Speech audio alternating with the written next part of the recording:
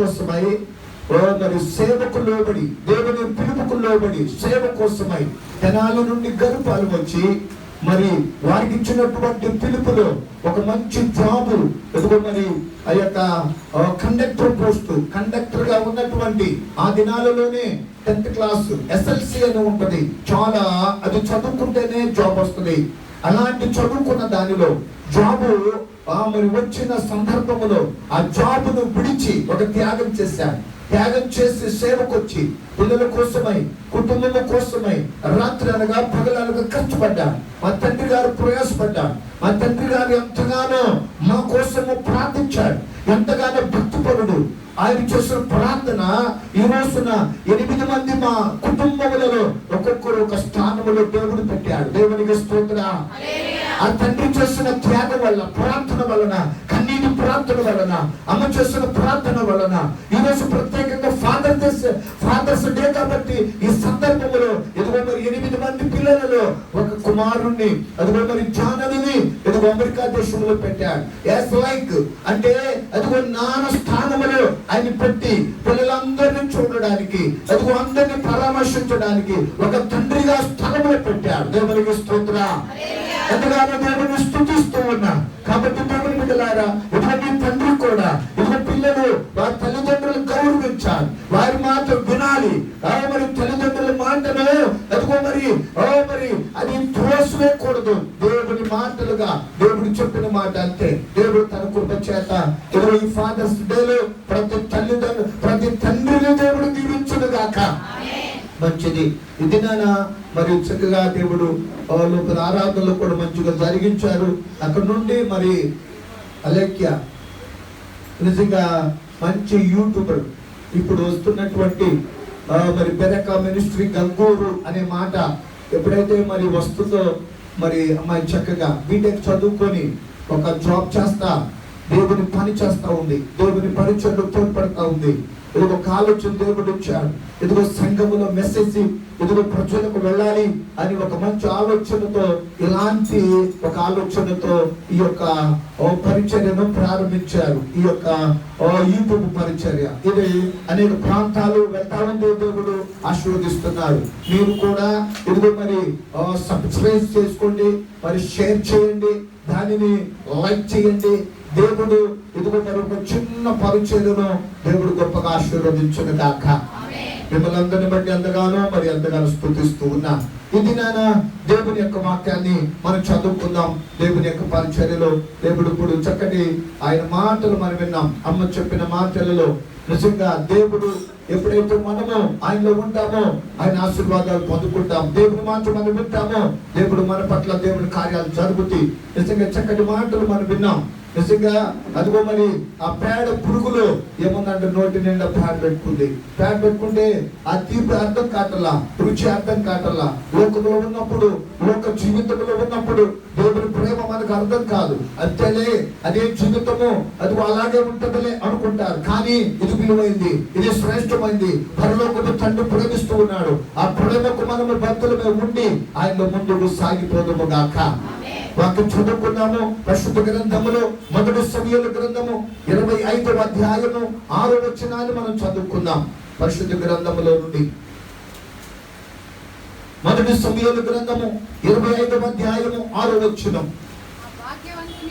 ఆ భాగ్యవంతునితో నీకును నీ ఇంటికి నీకు కలిగిన అంతటికి క్షేమమగును గాక అని పలికి ఈ వర్తమానము తెలియ చెప్పవలేను. దేవునికి స్తోత్రం.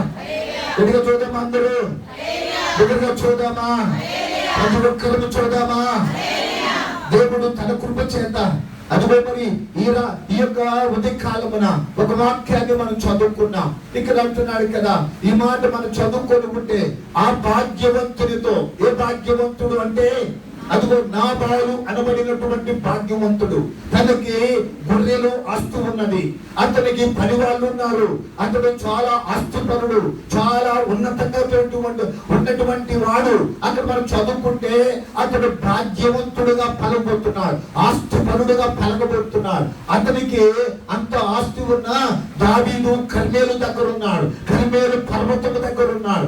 దావీదు భక్తుడు సౌలు తరుగుతూ ఉంటే, రాజు తరుగుతూ ఉంటే అక్కడ దాగినటువంటి స్థలము కర్మేలు. ఆ కర్మేలు స్థలములో ఆ కొండ దగ్గర ఉన్నాడు, కొంతకాలం అక్కడ ఉంటా ఉన్నాడు. తనను వెంబడిస్తున్న శత్రు విషయంలో, సౌలు విషయంలో, రాజు విషయంలో అక్కడ తల దాచుకొని ఉంటే, అక్కడ తనతో పాటు తన వాళ్ళు కూడా కొంతమంది ఉన్నారు. వారికి అనుదిన ఆహారం కావాలి, వాళ్ళకి కావాల్సిన కొన్ని నీడలు ఉన్నాయి, అవసరతలు ఉన్నాయి. ఆ అవసరతల కోసమై ఇదిగో ఈ భాగ్యవంతుడి దగ్గరికి ఒక 10 మందిని పంపించి, కొంతమందిని పంపించి అడుగుతున్నాడు. అదిగో కొంత సహాయం ఇచ్చి వీళ్ళకి ఆహారం పెట్టడానికి, వాళ్ళకి కావలసిన అదిగో అక్కడ జున్నైనా, అక్కడ వారికి కావలసిన ఆహార పదార్థాలు పంపించమని ఆ భాగ్యవంతుడితో చెప్పమన్నాడు. అయితే ఆ భాగ్యవంతుడు అదిగో ఎలాంటి వాడంటే ఆస్తిపరుడే. కానీ ఎలాగంటే 2వ వచనం చదువుకుంటే అక్కడ రాయబడింది. 2వ వచనం, కర్మేలులోని మాయోనునందు ఆస్తి గలవాడొకడు కాపురముండును, అతడు బహుభాగ్యవంతుడు. అతనికి 3000 గొర్రెలను 1000 మేకలను ఉండెను. అతడు కర్మేలులో తన గొర్రెల బొచ్చు కత్తిరించుటకై పోయి ఉండెను. అతని పేరు నాబాలు, అతని భార్య పేరు అబీగయలు. ఈ స్త్రీ సుబుద్ధి గలదై రూపసే ఉండెను. అయితే చర్యలను బట్టి చూస్తే నాబాలు మోటువాడును, దుర్మార్గుడే ఉండెను. అతడు చాలండి. ఇదిగో మరి అక్కడ ఇద్దరు భార్యాభర్తల గురించి చెప్పబడి ఉన్నది. ఆ మాట ఇక్కడ నాబాలు ఆస్తుపరుడే, నాబాలు చాలా గొప్ప వ్యక్తి, భాగ్యవంతుడే. అయితే దావీదు చెప్పినప్పుడు ఈ మాట అదిగో తన దగ్గర ఉన్న పని వాళ్ళతో వెళ్ళి చెప్పమని చెప్పినప్పుడు, ఒక వర్తమానం పంపినప్పుడు అతడట అదిగో నాబాలు కోపం వచ్చేసింది. నాబాలు అదిగో నేనెందుకు ఇవ్వాలి, ఆ దావీదుకి ఎందుకు ఇవ్వాలి, ఎందుకు నేను హెల్ప్ చేయాలి, ఎందుకు నేను ఇదిగో ఈ యొక్క నా ఆస్తుల నుండి హెల్ప్ చేయాలి అనే మాట అని నేను చెయ్యను అని అన్నాడు. అయితే ఇక్కడ మన సందర్భాన్ని బట్టి, ఈ రోజున అంశాన్ని బట్టి మనం చదువుకుంటే, నీకు క్షేమము కలిగి ఉండాలంటే దేవునికి స్తోత్రం. ఈ రోజు నీకు నాకు క్షేమము కలిగి ఉండాలి. అది ఈ లోకములు ఉండగా క్షేమముగా ఉండాలి, ఒక ఇల్లు కట్టుకొని క్షేమముగా ఉండాలి, ఒక వ్యాపారం చేస్తూ క్షేమముగా ఉండాలి. ఇదిగో బిడ్డలు ఇదిగో కాలేజ్కి వెళ్తున్నప్పుడు వచ్చేటప్పుడు క్షేమముగా ఉండాలి. ఇదిగో పిల్లలు స్కూల్కి వెళ్తున్నప్పుడు ఇదిగో క్షేమముగా ఉండాలి. అయితే క్షేమం అనే మాట దేవుడు ఇచ్చేది. ఇదిగో ఎన్నో అపాయాలు చూస్తున్నా, ఎన్నో శోధనలు చూస్తున్నా, ఎన్నో రకాల ఇబ్బందులు చూస్తున్నా, ఎన్నో రకాల కష్టాలు చూస్తున్నా, కానీ క్షేమం అనేది దేవుడు ఇచ్చేది. దేవుడికి స్తోత్రం. అందరూ చూద్దామా? హల్లెలూయా.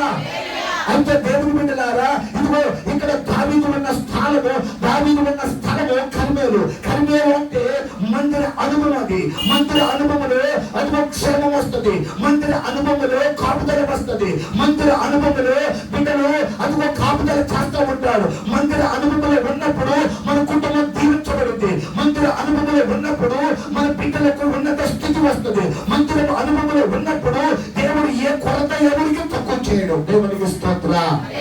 అందుకోసం మన అంశం ఏమిటంటే, నీకు క్షేమము కలిగి ఉండాలంటే, అది నీకు క్షేమము కలిగి ఉండాలి. ఈ రోజున అయ్యా నా కుటుంబంలో సమృద్ధిగా ఉంది, కానీ అన్ని ఉన్నాయి, కానీ అన్ని స్థితి ఉంది, కానీ క్షేమం కనబడతలేదయ్యా, కాపుదల కనబడతలేదయ్యా, భద్రత కనబడతలేదయ్యా. ఏదో ఒక రకమైన బాధ, ఏదో ఒక రకమైన చింత, ఏదో ఒక రకమైన ఇబ్బంది, ఏదో ఒక రకమైన బాధలు, ఏదో చెప్పుకోలేని పరిస్థితులయ్యా అన్ని ఉన్నా, కానీ ఇది క్షేమం అనేది కనబడతలేదయ్యా అనే వాళ్ళు కోట్లలో ఉన్నారు. మన జీవితాల్లో కూడా ఉంటుంది. ఎందుకో తెలుసా? ఇది క్షేమం అనేది దేవుడు ఇచ్చేది. దేవునికి స్తోత్రం. అనే మాట ఈ ఉదయకాలం దేవుడు నీతో మాట్లాడుతున్నాడు, దేవుడు నీతో నాతో మాట్లాడుతున్నాడు. నీకు క్షేమము కలిగి ఉండాలి. ఉండాలంటే ఇదిగో ఇక్కడ మనం చదువుకుంటున్నాము, ఈ మాట మనం చదువుకున్నాము అంటున్నాడు. నీకును నీ ఇంటికి నీ కలిగిన అంతటికి క్షేమమగుడుగా కాన్నాడు. అది బైబిల్లో కొంతమంది స్త్రీలు ఉన్నారు, వారి యొక్క క్షేమస్థితిని వారే పోగొట్టుకున్నారు.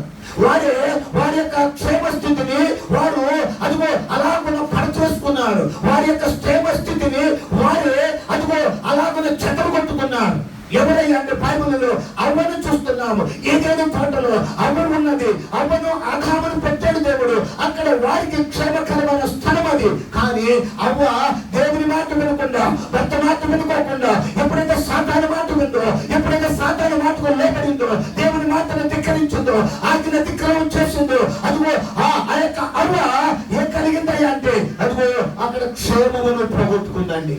క్షేమస్థితి లేదు అక్కడ. ఆలోచిస్తున్నావా? ఆదిలోనే అవ్వ క్షేమమును పోగొట్టుకుంది. రెండవదిగా మనం చదువుకుంటే లోతు భార్య ఉన్నాడు. లోతు భార్య ఆమె కూడా లోతే.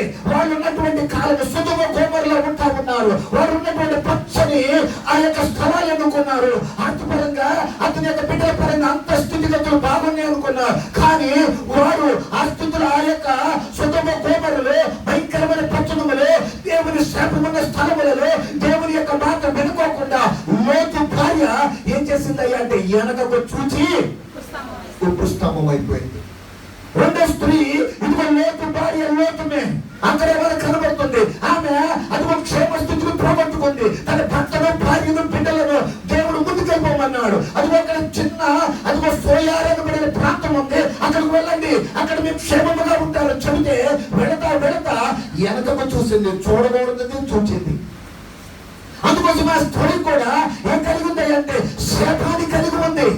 లోతు భార్య కూడా అక్కడ శాపముగా మిగిలిపోయింది. అక్కడ ఇంకా మనం చదువుకుంటే మూడో వ్యక్తి స్త్రీ చూస్తాం మనము. అందుకని సభ్యులను చూస్తాం మనం. వాళ్ళు మంచి విశ్వాసులే, భక్తి పనులే, వాడుకున్న స్థితిలో మంచిగానే ఉంటా ఉన్నారు. ఒకనొక టైంలో ఆ దినాలలో ఆది సంఘములో పేరు కలిగిన వాడిగా ఉన్నారు. కానీ వాళ్ళు ఆస్తిని అమ్మేసి అదిగో ఆ యొక్క సేవకుల పాదాల దగ్గర పెట్టాల్సిన టైంలో ఆ యొక్క అననీయ సభ్యురాలు వారి మధ్యలో సాతాను చొరబడ్డాడు. వాళ్ళు ఏం చేశారో తెలుసా?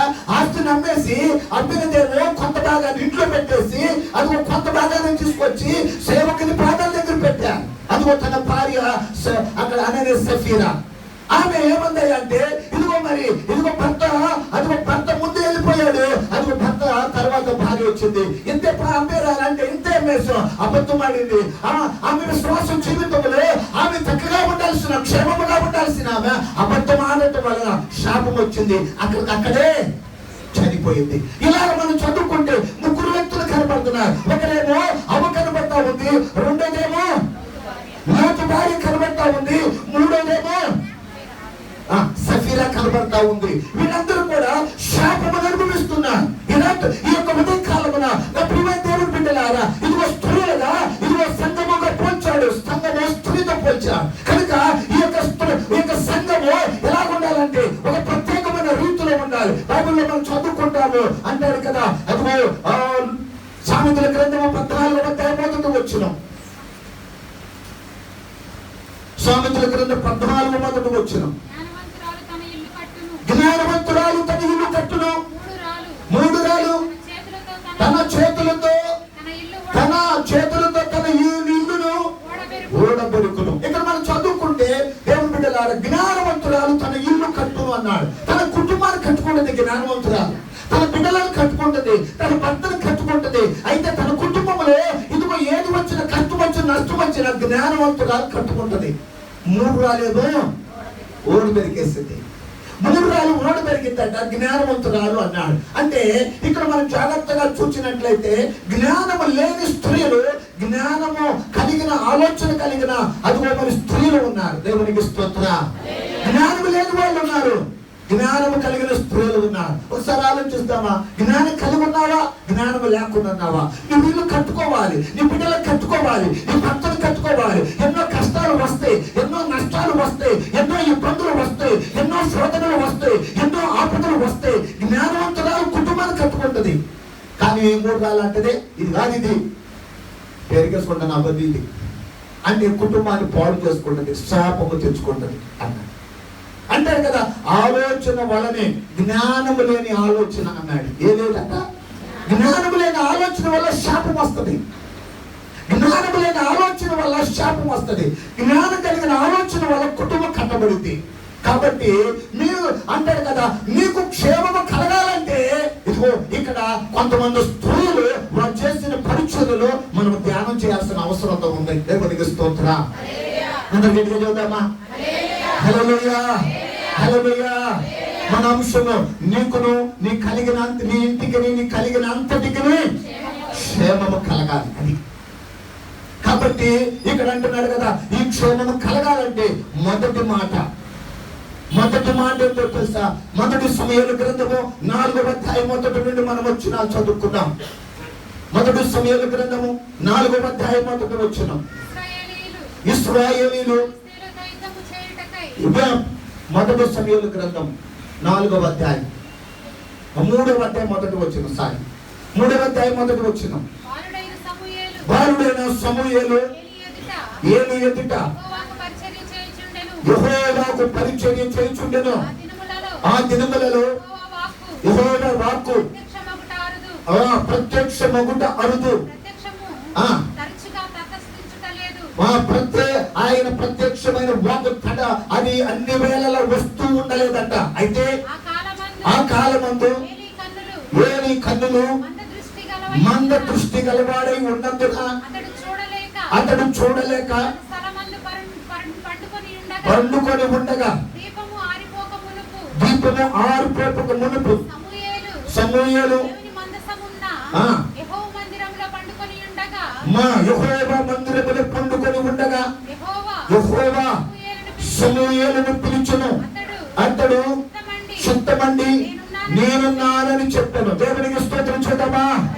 ఇక్కడ అన్న గురించి మనం చదువుకోవాల్సి ఉంది. అన్న ఇదిగో మరి ఒక మాదిరి కళ ఒక గొప్ప స్త్రీ. అది అన్న ఎవరో తెలుసా? ఒక మాదిరి ఆమె అందరు స్త్రీలలాగా లేదు. అదిగో అక్కడ మనం చదువుకున్న ముగ్గురు, అదిగో అవలాగానో లేకపోతే అదిగో లోతుబారి లాగానో లేకపోతే అదిగో సఫీరా లాగానో అక్కడ లేదండి. ఈమెను ప్రత్యేకంగా ఉంది.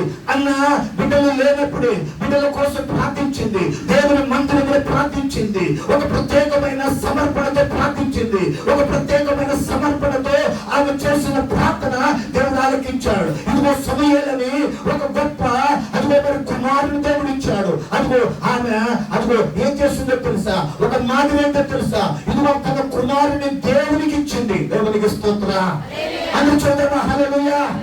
దేవునికి ఇచ్చిందండి. అంటే దేవుని పరిచర్యకి ఇచ్చిందండి, దేవుని సేవ చేయడానికి ఇచ్చిందండి. దేవుని మందిరంలో ఉండాలని, దేవుని సేవలో ఉండాలని, సేవకుల మధ్యలో ఉండాలని, దేవుని సేవ చేయాలని ఒక గొప్ప అదిగో మాదిరి కలిగిన స్త్రీ అన్న. దేవునికి స్తోత్రం. మాదిరి ఉంది. నా కుమారుడు ఉద్యోగం చేయాలో, నా కుమారుడు వ్యాపారం చేయాలో, నా కుమారుడు ఆస్తులు సంపాదించాలో, నా కుమారుడు ఒక స్థానంలో ఉండాలో అది కోరుకోవాలా. అదిగో నా కుమారుడు దేవుని మంత్రులలో ఉండాలి, దేవుని పరిచర్యలో ఉండాలి, దేవుని సేవలో ఉండాలి, దేవుని సేవకుల మధ్యలో ఉండాలి, ఆయన పరిచర్య చేయాలి. అక్కడ విరిగి నలిగిపోవాలి. అక్కడ పరిచర్యలో అతడు ఎన్ని సమస్యలు కష్టాలు వచ్చినా అందులోనే కొట్టుకొని పోవాలి, అందులోనే నిలబడిపోవాలి, అందులోనే నీరైపోవాలి, అందులోనే ముందుకు వెళ్ళాలని కోరుకున్న స్త్రీ అదిగో అన్న. దేవునికి స్తోత్రం. అందుకు చూద్దాం. హల్లెలూయా. ఈ రోజున అలాగలేదండి. నా కుమారుడు బీటెక్ చదవాలి, నా కుమారుడు డాక్టర్ అవ్వాలి, నా కుమార్తెలు ఇదిగో ఒక నగరంలో ఒక స్థానంలో ఉండాలి, ఇదిగో ఉన్నతమైన స్థానంలో ఉండాలి అనుకుంటున్నారు. కానీ సేవ చేయాలి, మందులలో ఉండాలి, డబ్బులు కొట్టాలి, ఇదిగో ఈ యొక్క ఒక వస్తువులను ప్లే చేయాలి, పరిచర్య చేయాలి అనే ఒక తల్లి ఈ రోజున ఆలోచించటల్లా. మందులకు వస్తే ఏమొస్తుందండి? మందులో ఉంటే ఏమొస్తుందండి? మందులో నా కొడుకు ఉండాలా, అదిగో వాళ్ళు చేసుకునే పనులు చేసుకుంటారులే అనుకుంటున్నారే. కానీ జ్ఞానం కలిగిన స్త్రీ అలా ఉండదు, మాదిరి చూపిస్తుంది. దేవునికి స్తోత్రం. హల్లెలూయా, హల్లెలూయా. ఈ రోజు నీ బిడ్డల విషయంలో ఏ మాదిరి కలిగి ఉన్నావు? ఈ పిల్లల మందిలో ఉండాలి, ఈ పిల్లల దేవుని పరిచర్యలో ఉండాలి, ఈ పిల్లల దేవుని సేవకుల సహకారం ఉండాలి, వారు చేసే సేవ ఉంది, వారి పరిచర్య ఉంది. అలాగని ఎంచుకొని చేస్తే నీ జీవితంలో కూడా దేవుడు ఏం చేస్తాడో తెలుసు. తెలుసా? అందుకోసమే నీకు నీ పిల్లలకు క్షేమమును దేవుడిస్తాడు. మందిరములు మాత్రమే దేవుని ఆశీర్వాదం దాగి ఉంది. చెప్పలు పెట్టి ప్రభునామాన్ని నిలబడతాం. దేవుని మందిరం అంటే సామాన్యం కాదు. ఎవరికి లేని భాగ్యాన్ని దేవుడు ఇచ్చాడు, ఎవరికి లేని దళితం దేవుడు ఇచ్చాడు, ఎవరికి లేని దేవుడి యొక్క కృప ఇచ్చాడు. దీని ద్వారా ఉన్నతమైన స్థానంలో ఉన్న వాళ్ళు ఉన్నారు. సేవ చేసిన వాళ్ళు దేవుడు ఆశీర్వదించాడు. సేవ చేసిన వాళ్ళు విదేశాలలో ఉన్నారు. సేవ చేసిన వాళ్ళు వారి గొప్ప స్థానంలో ఉంచాడు. ఏది వారు కొనుగోలు చేయలేదు. ఉదాహరణకు మా కుటుంబంలోని అతను ఛానల్ చూస్తే ఆయన సేవ చేసేవాడు, నాకు సహకారం ఉండేవాడు. ఇదిగో ఇక్కడ లైట్లు పెట్టేవాడు, మందిరాన్ని ప్రేమించేవాడు. ఆ దినాల్లో ఏమి లేనప్పుడు మందిరం కోసమై అదిగో ప్రేయర్ పరిచయం కోపడేవాడు. అంత బాగా ప్రేమించేవాడు. ఈ రోజు దేవుడు ఏం చేస్తాడో తెలుసా? అమెరికాలో పెట్టి ఒక ఉన్నతమైన స్థానంలో పెట్టి అంటాడు కదా, ఎప్పుడైనా మాట్లాడినప్పుడు నా దగ్గర ఏ అర్హత లేదు, ఏ విధమైన సర్టిఫికెట్ లేదు, నేనేమి చదువుకోలేదు, అయినా కానీ దేవుడు నాకు ఇచ్చిన స్థానం అంటే తెలుసా? ఇంజనీర్ డాక్టర్లు ఎవరు చేయలేని ఆ స్థానంలో దేవుడు నన్ను పెట్టాడు అన్నాడు. దేవునికి స్తోత్ర. ఆలోచిస్తున్నాయా? ఇప్పుడు అనుకోవచ్చు వీళ్ళు గొప్ప స్థానంలో ఉండాలంటే మందిరంలోనే, మందిర పనులనే, దేవుని సేవలోనే, దేవుని పనులనే పెట్టి చూడు వాళ్ళు ఎలా ఉంటారు. ఈ రోజున సమయంలో ఎక్కడున్నారు తెలుసా? ఆ దేశంలోనే ఒక జడ్జి అయ్యాడు. ప్రజలకు న్యాయం తీర్చేవాడు, ఒక న్యాయం తీర్చే తీర్పుగా ఉంచాడు. ఒక జడ్జి స్థానంలో దేవుడు పెట్టాడు. ఎవరి మధ్యలో ఉంటే తెలుసా? సేవకుల మధ్యలో ఉంటే. ఇలా సేవకుల మధ్యలో పిల్లలను పెంచేవాళ్ళు ఎలా లేదండి. ఎక్కడన్నా ఎతకండి, మీరు ఎక్కడన్నా చెప్పండి. ఏదన్నా ఆశకుంటున్నా చెప్పండి. మందిరంలోకి వెళ్తే ఏమవుతుందయ్యా? చదువుకారా? మందిరంలో ఎత్తుకుంటే ఏమొస్తుందని అనుకునే వాళ్ళు చాలా మంది. కానీ దేవుని రహస్యం ఏంటో తెలుసా?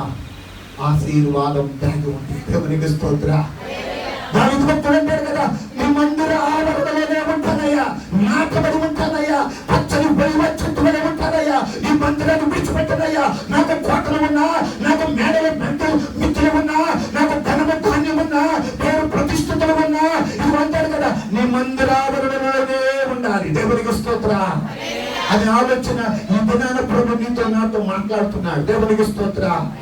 నా పిల్లలైనా, నీ పిల్లలైనా, ఎవరి పిల్లలైనా ఈరోజు అంటున్నారు, నీకు నీ ఇంటికి నీకు కలిగినంతటికి క్షేమము కలగాలంటే ఒకటి అన్నా లాంటి ఒక మాదిరికరమైన స్త్రీగానే ఉండాలి, ఒక వ్యక్తిగానే ఉండాలి.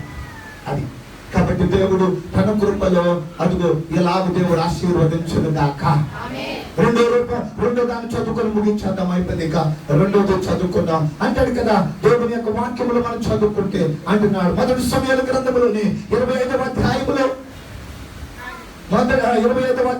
3వ వచనం చదువుకున్నాం ఆల్రెడీ. ఇంకోసారి చదువుదాం. అతని పేరు నాబాలు, అతని భార్య పేరు అబీగయలు. దేవునికి స్తోత్ర. హల్లెలూయా. ఇక్కడ భర్తేమో మోటువాడు, భర్తేమో కోపదారి, భర్తేమో మాట విననటువంటి వాడు, మా భర్తేమో లోబడినటువంటి వాడు. దైవజనుడు చెప్పేలే, దావీదు భక్తుడు చెప్పేడలే, నిజంగా ఇదిగో కర్మేలలో ఉన్నప్పుడు నా గొర్రెలన్నింటినీ కాపాడుతున్నాళ్లే, అదిగో పని వాళ్ళంతా కాపాడుతున్నాళ్లే అని అనుకోవాలి. కానీ నేను ఎందుకు ఇవ్వాలి డబ్బులు? నేను ఎందుకు ఇవ్వాలి? అదిగో ఆస్తుల నుంచి సగం ఆ కొంచెం ఎందుకు ఇవ్వాలి నేను? ఎందుకు ఇవ్వాలి నేను అని అతను అన్నాడట. దావీదు ఎవడు? ఆయన మరి అతని యొక్క తండ్రి ఎవడు? అతను ఎవరు అసలుగా నాకు తెలియదు అని మొహానే చెప్పేశాడట. ఈ మాట దావీదునకు ఏమొచ్చిందట? కోపం వచ్చింది. కోపం వస్తున్నాడు, కోపంతో ఉన్నాడు. ఎందుకంటే తెలుసా? దావీదు మాట అందరూ వింటారు, కానీ ఇక్కడ నాబాలు మాత్రమే అది దావీదు మాట వీళ్ళ కోపం వచ్చేసింది. దావీదు బయలుదేరేసరికి ఇక్కడ ఆ అబీగయలులో ముందు చూపు గల స్త్రీ ఆ పేరు. ఏ స్త్రీ అంటామే? ముందు చూపు ఉంది. ఏముందంట? అంటే ముందు చూపు ఉంది. కొంతమందికి ముందు చూపు ఉంటుంది. తన పిల్లల విషయంలో ముందుగా, తన భర్త విషయంలో ముందుగా, తన ఇల్లు కట్టుకునే విషయంలో ముందుగా, వివాహం చేసే విషయంలో ముందుగా, ఇదిగో పిల్లల కోసం ముందు ప్రణాళిక ఉంటుంది. ఆ ప్రణాళిక కలిగిన స్త్రీ ఎవరైనా అంటే అబిగయలు. అబిగయలు రూపవతి, ఆమె సుందరవతి, ఆమె చక్కనిదే, మంచిగా ఉన్నదే. అయినా తన భర్త విషయంలో కోపంతో ఉంటే అదిగో వెళ్ళిపోయి కోపంతో ఉన్నాడని ఇంకొంచెం 4 మాటలు. దావీదు మంచోడే కాదండి, ఆ దావీదు మంచోడే కాదండి అంటే ఇంకొంచెం రగిలిపోయేవాడు. ఏదైనా సమస్య వచ్చి భర్త కోపడతా ఉంటే ఆ వ్యక్తి గురించో లేదా సంఘం గురించో లేకపోతే ఎవరి గురించో కోపడతా ఉంటే ఈ భార్య ఇంకా ఏమని చెప్పాలి, అయినా నిజంగా మంచోడే కాదులే అని అంటే ఇంకేముంటది. మండే దాంట్లో ఇస్తున్నారు కదా పెట్రోలు, ఓరన తక్కువ ఎందుకునేది, ఇంకా రగిలిపోద్ది. ఆయన ఇంకా రగిలేస్తాడు. ఆయన ఓరకన కోపం వస్తుంది. ఆయనకు అసలు ముక్కు మీద ఉండదు ఆయన కోపం. కొంతమంది పురుషులు కోపం ఉంటుంది. ఇక్కడ ఉన్న వాళ్ళు కాదు, ఇక్కడ మంచోళ్ళే అందరం. దేవుని స్తోత్రం చేద్దాం. హల్లెలూయా. గట్టిగా చూద్దామా? హల్లెలూయా. చెప్పలేండి మీ భర్తలు అందరూ మంచోళ్ళే, ఆయన కోపడేవాళ్ళు కాదండి. కానీ ఇక్కడ అబిగయలు తన భర్త కోపం ఎక్కువ, ఆయనకి చాలా కోపము. నేను ఎందుకు వేయాలి అని అంటుంటే ఈ మాట అదిగో తనకు ముందు చూపు తెగేసిందంట. చదువుదాం అక్కడ ఆ భాగంలో. అంతటా అది కత్తి తీశాడంట దావీదు. కోపం వచ్చేసి కత్తి తీశాడు. మీరు అందరూ కత్తి తీసుకోండి, ధరించుకొని పదండి వెళ్దాం. వారు కత్తులు ధరించుకొని దావీదు కూడాను మామూలు కాదు, కత్తి వాడటం మొదలు పెడితే దావీదు వంటి వాడు కత్తి వాడటం మొదలు పెడితే ఆయన లాంటి వాడు ఇంకొకడు లేడు. ఎందుకో తెలుసా? సౌలు 1000 మందిని చంపితే దావీదు 10,000 మందిని చంపాడు. అదే టైం. అర్థమైందమ్మా? దావీదు కత్తి వాడటం మొదలు పెడితే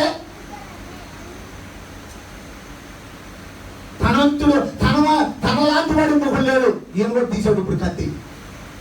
అయితే దావీదు వెనుక అసలు మామూలుగా లేదంట జనం. ఎంతమందిని వేసుకొస్తున్నాడంట? 400 మంది. కోపము 400 మందికి రేపింది. అయితే అసలు 200 మంది మీరు ఎక్కడ ఉండండి, మీరు అంతా అవసరమైతే ఆ సామాన్లు తీసుకొని రండి, అవసరం అయితే ఏళ్ళ కొట్టగా రండి అన్నట్టు. అయితే పనివాడు ఒకడు అబీగయలుతో ఇట్లా నేను అమ్మా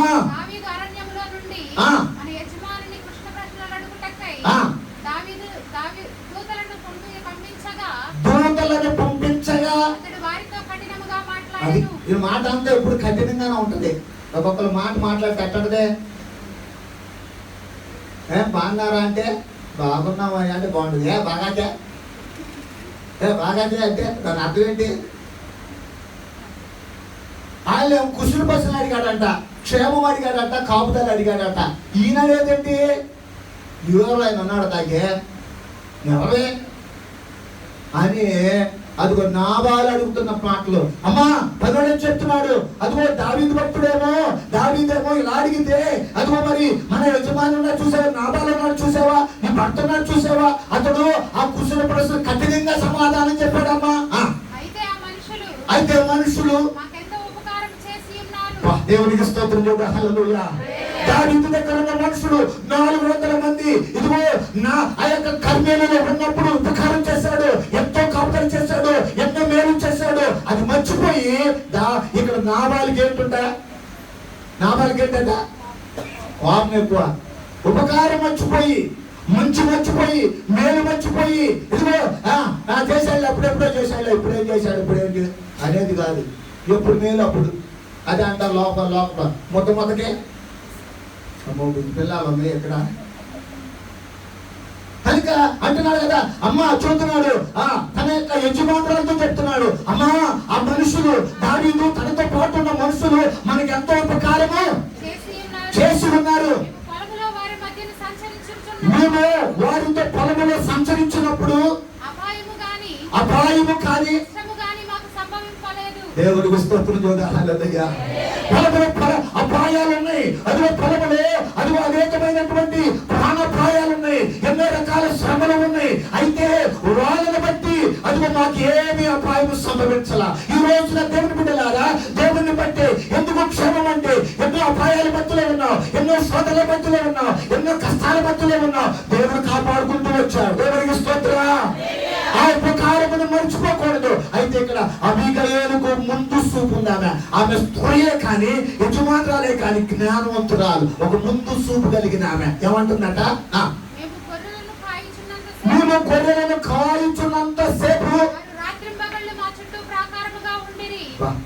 పగలు మా కోసం. వాళ్ళే కాదు గొర్రెలు మన కాదు గొర్రెలు, వాళ్ళే కాదు గొర్రెలు మన కోసం వాళ్ళు రాత్రి పగలు ఉన్నారు. రాత్రంతా అదిగో మండల చుట్టంతా కాపాడుకున్నారు. అదిగో 3000 గొర్రెలు ఉన్నాయి అంటే ఒకటి కూడా తినేయకుండా, ఒకటి కూడా పోకుండా అలా ఉన్నాయి అంటే వాళ్ళే. దేవునికి స్తోత్రం చేద్దాం. హల్లెలూయా. ఈ రోజు నీవు, నీ బిడ్డలు, నీ కుటుంబం క్షేమంగా ఉన్నారు అంటే అది దేవుడిచ్చిన అదిగో సంఘమైన కర్మేలు దగ్గర ఉన్నంత సేపే. దేవునికి స్తోత్రం అనే మాట ఈ దినమున దేవుడు జ్ఞాపం చేస్తున్నా. ఎక్కడున్నా, ఏ ప్రదేశంలో ఉన్నా, ఏ స్థలంలో ఉన్నా, ఏ ఉద్యోగం చేస్తున్నా, ఏ ప్రయాణం చేస్తున్నా, ఈ ఇరుకులో ఉన్నా, ఇబ్బందులో ఉన్నా, అలాగే దేవుడు కాపాడుకుంటున్నాడు. అది సంఘ ప్రార్థన వల్లనే. దేవునికి స్తోత్రం. అయితే మా యజమానికి అతని ఇంటి వారికి అందరికి ఇప్పుడు వాళ్ళు చేస్తానికి మామూలుగా రావట్లేదమ్మా. అని చెప్పి దాన్ని బట్టి కోపం ఉన్న దాన్ని బట్టి కీడు చేయటం వస్తున్నాడు ఇప్పుడు అన్నాడు. అంటే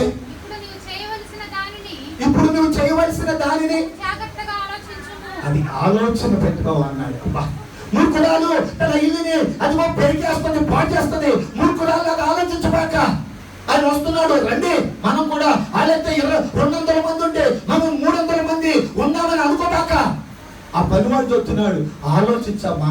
ఇందాక అన్నాడు కదా వాక్యంలో, ఆలోచనలో మంచి ఆలోచన చేసి స్త్రీ జ్ఞానవంతురా. శోధన అవుతుందంటే బాధ అవుతుంది రాని ఏంటంటే అంటే ఎంత అయిపోతావు, ఏమవుతావు, ఎవరికి తెలియదండి. కనుక దేవుని బిడ్డలారా ఇక్కడ అంటుంది, ఇప్పుడు ఆలోచించు అంటే ఏమన్నాడు చదువుదాం. మన యజమానుడు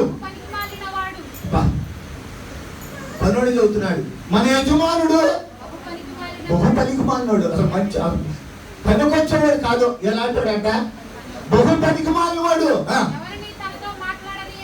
అసలు ఒకటే, అసలు ముక్కు మీద కోపం ఉంటుంది ఆయనకే. ఎవరు మాట చెప్పిన ఎండో వెనకపోగా ఎవరు మాట్లాడినా కానీ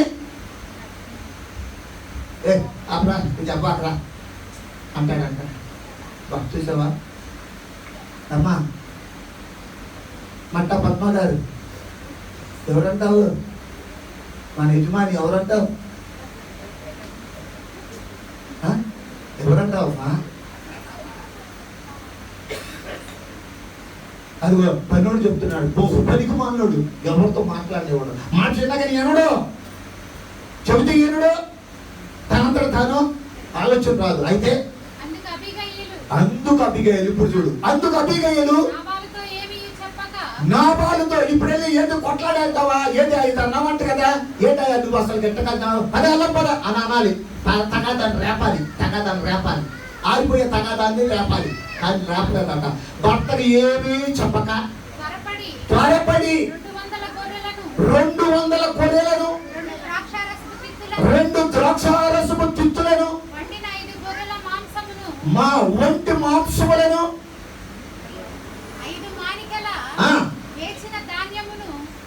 5 మానికల ఏచిన ధాన్యమును 100 ద్రాక్ష గెలలను 200 అంజూరపు అడలను అది గాడి మీద వేయించి అదిగో నాకంటే మీరు ముందుగా పోండి. చూసావా ఆయనకు ఆలోచన, అబీగయీలు ఆలోచన, ముందు చూపు. నేను లేట్ కాబట్టి ఆయన చేస్తాడు, ఆయన వచ్చాడే అంటే అది నా భర్త పని అవుతూ. కనుక అలా కాదు, ముందుగా మీరు వెళ్ళండి, ముందుగా మీరు పరిగెత్తండి, ఎదుర్కొని చెప్పండి, నేను వస్తున్నానని చెప్పండి అని భార్య ముందు చూపు కలిగింది. దేవునికి స్తోత్రం. ఈ రోజున సంఘంలో ముందు చూపు కలిగిన స్త్రీలు కావాలి. భర్త విషయంలో, బిడ్డల విషయంలో, కుటుంబ విషయంలో ఆలోచన పెట్టుకోవాలి. ఏ విషయంలో వచ్చిన తర్వాత చూసుకుందామని కాదు, ముందు ఆలోచన కలిగిన స్త్రీ అబీగయీలు లాంటి ముందు చూపు మనకు కావాలి. దేవునికి స్తోత్రం. కనుక కనుక ఈ దినాన అలా వెళ్ళి చెప్పిన తర్వాత ఏం చేసింది తెలుసా? అక్కడ దావీదు దగ్గరికి వెళ్ళి ఏం చేసింది? ఒక మాట చదువు అక్కడ. అదిగో అబీగయలు దావీదును కనుగొని, అదిగో గాతుబం అంటే గాడిద మీద నుండి దిగి త్వరగా దిగి దావీదుని అంటకంటే సాష్టాంగం పొనుకొని చెప్పిందంట అండి. కింద పొనుకొని సాష్టాంగ నమస్కారం చేసిందంట. అయ్యా నా భర్త తొందరపడ్డాడయ్యా, అసలు నిన్ను అనకూడదయ్యా, ఎంత మాకు ఉపకారం చేసావో, నా పనులు చూస్తుంటే నేను విన్నాను, ఎంత మేలు చేస్తావో నేను విన్నానయ్యా, కానీ నా భర్త తొందరపడ్డాడయ్యా, ఏమనుకోబోకయ్యా, కోపం ఆపుకయ్యా, ఏమైనా కోపం ఉంటే ఇదిగో నన్ను దాటి అనకూడదయ్యా అనంట. భర్త ఆమె దావీదు దగ్గర సాష్టాంగపడి పాదాలు పట్టుకుందండి. ఏ స్త్రీ అంట ఈమె? ముందు చూపు కలిగిన ఆమె పాదాలు పట్టుకుంటుంది. దేవునికి స్తోత్ర. ఎవరి పాదాలు? దేవుని పాదాలు పట్టుకుంటుంది. దావీదు, అదిగో దావీదు దేవుని స్థానంలో ఉంటే దావీదు భక్తుని పాదాలు పట్టుకొని అయ్యా నీ కోపం ఆపుకోమంటే ఆ రోజునంట ఏమి కోపాన్ని అణుచుకొని తన వాళ్ళందరినీ వెనక తీసుకొని వెళ్ళిపోయాడు. దేవునికి స్తోత్ర. అందరూ చూడమ్మా. హల్లెలూయా, హల్లెలూయా. అయ్యా బాగానే ఉంది కానీ టైం అయిపోతుంది అయ్యా, అదే మా బాధ అయ్యా అని మీరు అనుకుంటున్నారు. కాబట్టి దేవుని బిడ్డలారా, అదిగో నీకును నీ ఇంటికి నీకు కలిగిన అంతటికి క్షేమము కలిగి ఉండాలి. అవ్వ వలన శాపం వచ్చింది. అదిగో లోతు భార్య వలన శాపము. అదిగో అలాగున అననీయ సఫీర వలన అదిగో శాపం వచ్చింది, ఆశీర్వాదం వచ్చింది. అదిగో ఒకరేమో అన్న మాదిరి కలిగిన స్త్రీ. నేను కూడా మాదిరి ఉండాలి. నా సంఘములో ఒక పరిచర్యలో కుటుంబంలో మాదిరి చూపించాలి, ఒక మాదిరిగా ఉండాలి, ఒక ప్రత్యేకంగా ఉండాలి, పరిచర్యలో తోడ్పడాలి, పరిచర్య కోసం నిలబడాలి, నా వంతు పని చేయాలి, నా కోసం నా కుటుంబం క్షేమంగా ఉండాలంటే నేను చేయాలి, ఒక మాదిరి చూపించాలి. రెండో స్త్రీ అబీగయలు. ఆమె చాలా అందం కలిగిన ఆమె, గర్వం కాదండి, ఆమె నేలను పడి అది సాష్టాంగపడి పాదాలు పట్టుకుందండి. ఆ స్త్రీగా ఉంటావా? ఆ స్త్రీగా ఉంటే ఆశీర్వాదం నీదే, నీ కుటుంబముదే, బిడ్డలదే. దేవుడు ఈ రీతిగా ఈ ఆదివారమున ఈ పరిశుద్ధ దినమున దేవుడు నీతో నాతో మాట్లాడుతున్నాం. యేసయ్య ప్రేమను కలిగి ఉందాం, ఆయన దయ కలిగి ఉందాం, ఆయనలో ముందుకు వెళ్దాం, ఆయన సన్నిధిని నడుచుకుందాం. ఇటు మాటలు ప్రభు మన వినికిడిలో దేవుడు దీవించునుగాక. ఒక మాట పాడి కాదు సమర్పిద్దాం. అయిపోయింది.